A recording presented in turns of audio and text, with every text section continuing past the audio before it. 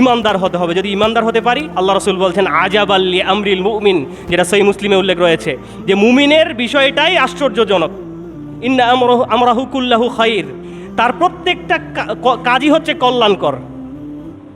In আসাবাতহু সাররাউ শাকারা ফাহুয়া খায়রান লাহ, ইমানদারকে যখন ভালো কোনো কিছু পায়, আনন্দ সুখ, তখন সে আলহামদুলিল্লাহ বলে, ফাহুয়া খায়রুল্লাহ, আর এটা তার জন্য কল্যাণকর। ওয়াইন আসাবাতহু শাররাউ, যদি তাকে মন্দ কিছু পায় কোনো ইমানদারকে, সাবারা, সে ধৈর্য ধারণ করে, ফাহুয়া খায়রুল্লাহ, আর এটাও তার জন্য কল্যাণকর।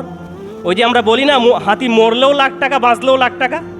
তো ইমানদারের বিষয়টা হচ্ছে এমন, ইমানদার ভালো কিছু পেলে আলহামদুলিল্লাহ বলে, এটা তার জন্য কল্যাণকর। মন্দ কিছু পেলে ধৈর্য ধারণ করে, এটাও তার জন্য কল্যাণকর। এটা হচ্ছে ইমানদারের বিষয়টাই আশ্চর্যজনক।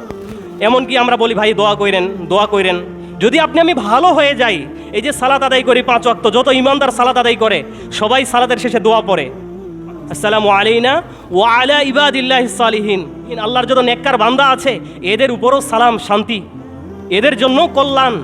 তাহলে এই দোয়া প্রত্যেক ইমানদার নামাজে পড়ে। কার জন্য? আপনি আমি যদি এই কোয়ালিটিতে নিজেকে বানাতে পারি, পরহেজগার হতে পারি, আল্লাহর নেককার বান্দাদের অন্তর্ভুক্ত হতে পারি, তাহলে অটোমেটিকভাবে আপনার আমার জন্য দোয়া সকল মুসলিমের পক্ষ থেকে। আরও আশ্চর্যজনক, কবরের পাশ দিয়ে গেলে সালাম দিতে হয়, আসসালামু আলাইকুম আহলাদ দিয়ার, হে কবরবাসী আপনাদের উপরে সালাম।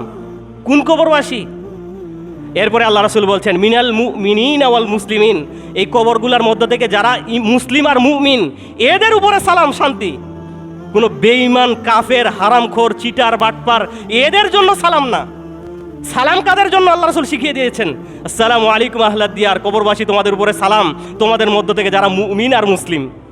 ওয়া ইন্না ইনশাআল্লাহু বিকুম লালাহিকুন, অচিরেই তোমাদের সাথে আমরা মিলিত হব। নাসআলুল্লাহু লানা ওয়া লাকুমুল আফিয়া, তোমাদের আর আমাদের জন্য আল্লাহর কাছে মাগফিরাত কামনা করছি। ইমানদার হতে হবে, তাহলেই সকল অবস্থায় আপনার আমার জন্য কল্যাণকর হবে। আল্লাহ আসলে মনে তো অনেকেই রাখে, কিন্তু কয়জন মারা যাওয়ার পরে মানুষের দোয়ায় শামিল হতে পারে, কয়জন মানুষের দোয়ায় নিজেকে শামিল করতে পারবে, সেটা আমরা কেউ জানি না।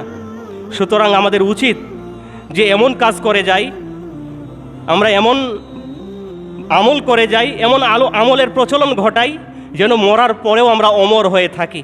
মরার পরেও মানুষজন আমাদেরকে স্মরণ করে দুফোঁটা চোখের পানি ফেলে আল্লাহর কাছে দোয়া করে যে লোকটি ভালো ছিল, তাহলেই আমাদের জীবনের সফলতা।